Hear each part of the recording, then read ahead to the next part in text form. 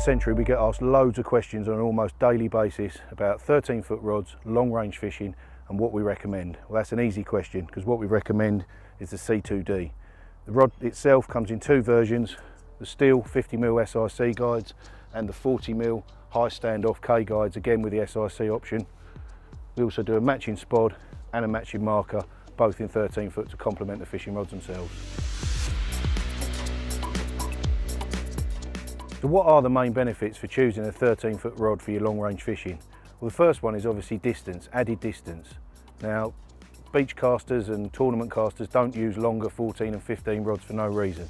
The 13-foot rod over the 12 is going to make a bigger arc, and the bigger the arc, the more force you're going to generate and the further the lead's going to travel.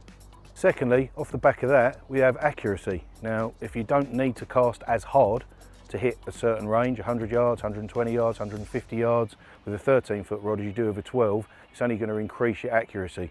So the less force you have to put into the cast, the less effort you have to put in, the straighter the lead is going to fly. Lastly is playing action.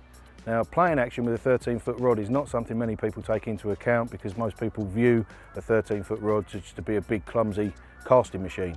And in some cases they are, but also the longer length of the 13-foot rod actually mellows the action.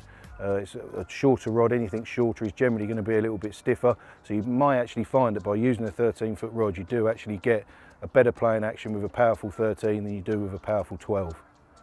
Here's 3 tips to help you get the most from your casting with the Century C2-D rods. So first thing, big mistake that we see a lot of people make is something we call column loading. Now, column loading is basically where the caster is very right hand dominant, and that's going to happen a lot because most people are right handed. So if you are left handed, flip this on its head and imagine we're talking about the left arm. But for myself, being right handed, most people will feel the majority of the strength and power and coordination in their right arm. So what tends to happen is the right arm will fold quite a lot and you tend to do a lot of pushing with the right arm. So you'll get a lot of this going on, flexion and extension at the elbow, and what that does, for want of a better term, it puts a lot of flick in the tip. So you'll see the tip will get folded over quite a lot. If you couple that with a heavy lead, you're basically putting all of the weight and all of the momentum through the thinnest and weakest part of the rod. So sometimes that's where breakages occur. Sometimes you'll see that's where people plummet leads down, like at short range in front of them, and where the rod's over recovered. So first thing to do when you're learning how to cast is work on pulling down with the left arm and keep the right arm straight. So really you've got to learn to do more casting with your left arm. So you're trying to pull the butt section into your chest, down to the bottom of your sternum on the way down, and try and keep the right arm straight, and that'll ensure that you start then to learn to load the butt section properly rather than just simply flicking it with the right elbow and using the tip section to cast. Tip number 2, the length of drop. Now the drop is the distance between the tip ring and the spigot. So obviously on a 13-foot rod it's going to be about 6.5 feet, and that is pretty much where we want the lead to be when we set up for the cast. Some people prefer it a little bit shorter, some people a little bit longer. Longer's good, but the most important thing is don't go for a ridiculously short drop. Again, we've just talked about column loading, and that will happen again potentially with a really short drop. So if you end up with the lead too close to the tip when you cast, you're going to end up using the tip. It's going to make it very difficult for you to load the butt.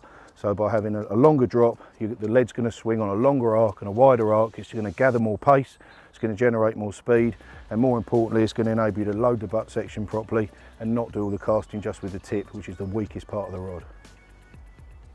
Tip number 3, make sure you load the rod slowly. Now by loading the rod, I mean it's like the eccentric or negative part of the movement where you're moving the rod back into position and getting ready for your cast.